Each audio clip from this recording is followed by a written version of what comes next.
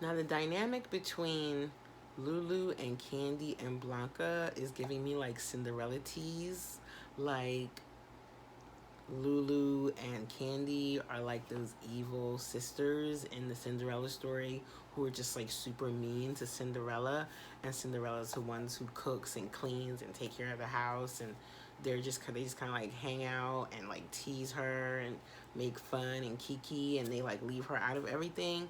Like, that's the tease I was getting from these early days with the girls and Mother Electra, and I wasn't really feeling it, but it is what it is. That's what it was. And it's just kind of interesting because the walk they did was Once Upon a Time, and it really did give me like Cinderella fairy tale tease. But either way, um, Electra's out working, and she meets Angel, Cubby, and Lamar. And she's like, "What are you young kids doing out here?" She knows what they're doing out there. But they explain to her that the three of them, they're teenagers, they're taking care of each other, they have their plan. And sometimes Angel works, to help them make money, but not always. And Electra's like, "No, this just will not do." She gives them their address, says, "Go to my house. It's your house now. Tell them your mother sent you. I'm Electra." And they're like so happy, yay! And they run off.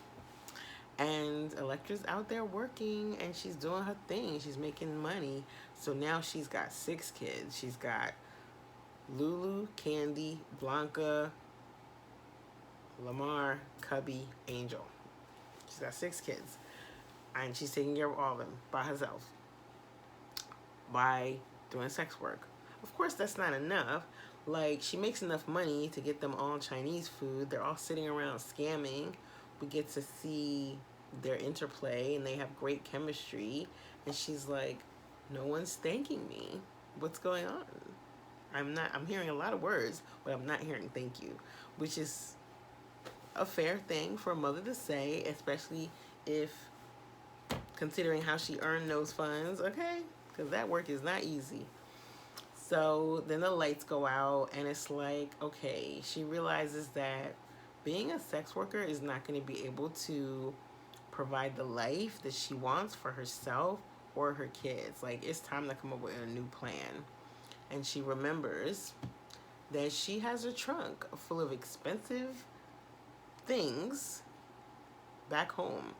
So she decides she's going to go back home to get her things. So she goes with the crew of kids. They break into the apartment, run to the house by knocking out the air conditioner, climbing into the house, grabbing the trunk. Somehow the mom sleeps through all the noise they make to break into the house and the air conditioner falling on the concrete and smashing open. Somehow she doesn't wake up at all, but when they're like quietly creeping down the steps with the trunk, she wakes up and she's like, "Dwayne." And Electra says, "I'm just here to get my things. Go back to bed." And mom's like, "How about I call the cops?" And Electra's like, "How about you call the cops? And I'll let everybody on the block know that me and all my girlfriends are here to see you, and I'll make sure to call you mommy. How about that?" And mom's like, she doesn't want to risk that type of embarrassment, right? She doesn't want her whole life to be on display for all the neighbors. So she's like, "Fine, take the fucking trunk, you know?" And she's like, "I'm leaving. Thank you. Bye." And then Blanca, Mother Teresa, steps up to try to see if she can like add some honey to the situation, maybe reconcile mother and daughter. It ain't happening, Blanca dear. Turn right around and go back. She's not the one. She says, "Are you like her?" Blanca says, "There's no one like her." And she says, "You know what I mean." This actress, oh, she ate that part up. And Blanca's like, "Well, girls like us have to find each other because no one sees us. Chosen family." And Electra and Mommy have this moment where you think they might be able to come to an understanding because, once again, Mom's got these very old-fashioned notions, these very conservative, these very traditional notions of gender.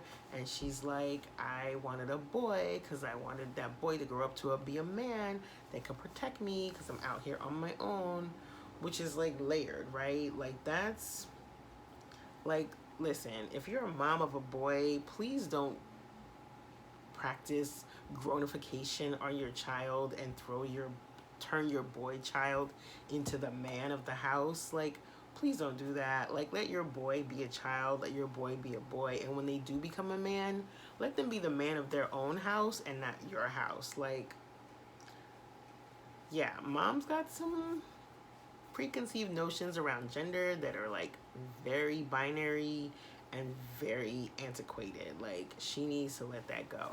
But anyway, Air Lecture's like, you don't need me to be a man for me to protect you. I will still take care of you. Like, I am ferocious as any man, you know, and I would never let anything happen to you. So I'm just gonna tilt this like that. Oh my goodness. It is what it is. So she's like, I would not let anything happen to you. And the mom's eyes kind of soften, and she's like, well, maybe we could come to an understanding if you just kind of like tone it down. And Electra's like, no, I'm not toning anything down. I am here to tone things up. I am here to turn things way up. My whole brand, my whole ideology, my whole mission and purpose around my life is being more, is being extra, is having more of everything that is good and pleasurable and awesome. More love, more joy, more jewelry, more clothing, more money, more freedom, more, more, more. And I was like, yes. I love that whole moment because I was like, yeah, fuck toning things down, fuck respectability, fuck all that binary shit and putting me in a box, fuck all of that, right? Yes, Electra. I actually wrote down the line she said. No, I don't even know where it is now. It's over here. Here it is. I wrote down the line she said because I liked it so much. In this scene, she says to her mom,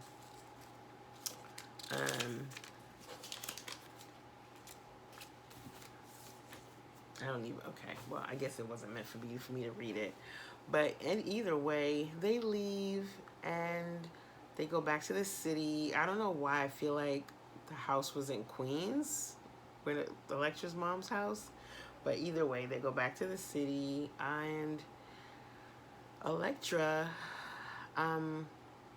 turns out that she sold all the things in her trunk to get that fly ass apartment that we meet her in season 1. Now, when we saw season 1, I was like, how could she afford that place? That's a really nice apartment. How could she afford a place to live for 6 people? But anywho, she got them an apartment. She got them a place to live. It was super exciting. As Blanca's walking through, she goes into the bedroom. Another gorgeous set design situation. Just like Electra's bedroom from present, like beautiful bedroom.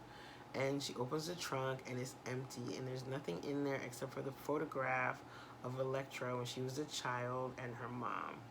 And that's when Blanca realizes what she's done. None of the other kids know. They're all celebrating, drinking champagne. We on the come up now. Moving on up, moving on up.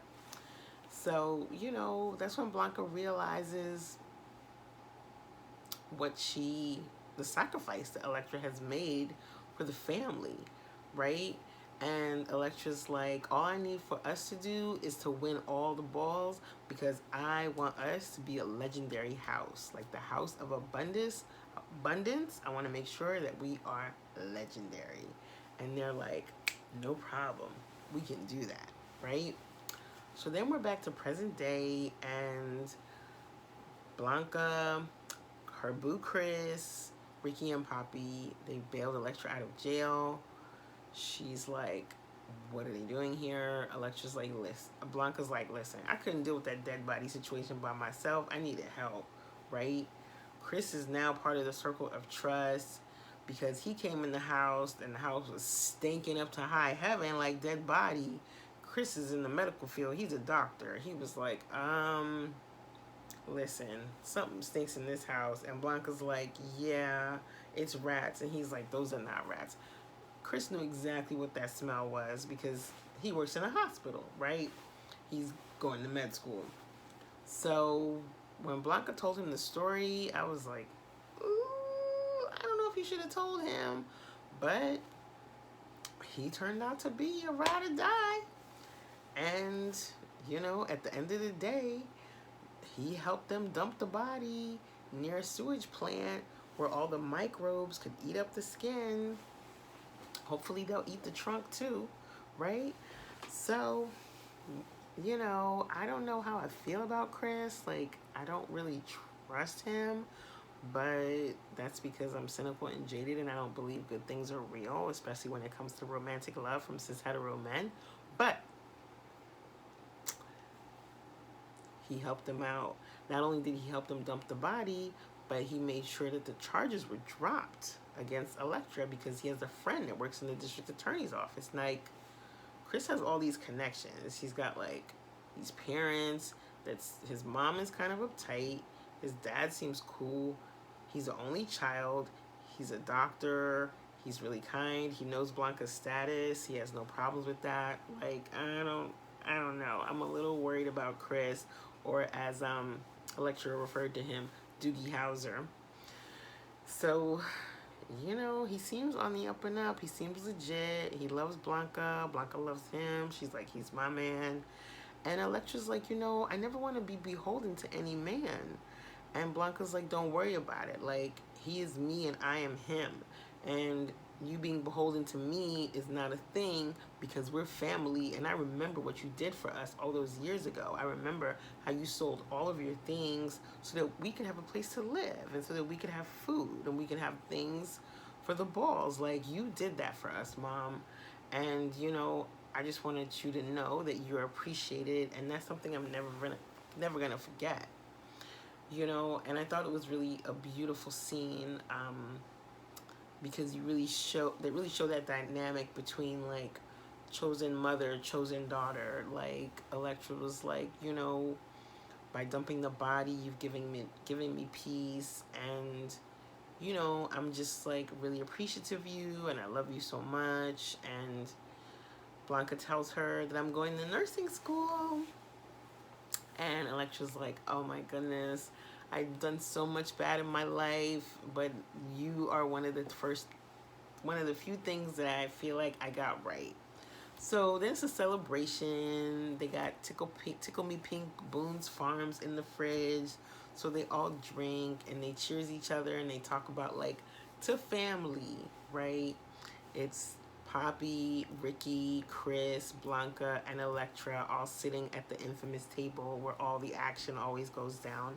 Luckily, in this moment, the action is all good, right?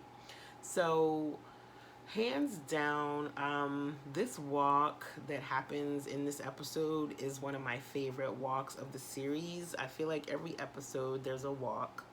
Every episode there's either the House of Ferocity, the House of Abundance, the House of Evangelista, or all three do a walk of some kind. And this particular walk was one of my favorites. It was the first one of when the new kids joined, Lulu, Cubby, Angel, and the theme was Once Upon a Time. And I was gagging. It was so good. Rapunzel as Lulu, Candy as Sleeping Beauty was perfection. Angel as the Little Red Riding Hood, Blanca as Snow White with the apples. Like, the stunts were just perfection. Like, the stunts, the acting out. When Little Red Riding Hood stabbed the wolf that was Lamar and all those red ribbons came flying out, I was like, I love it.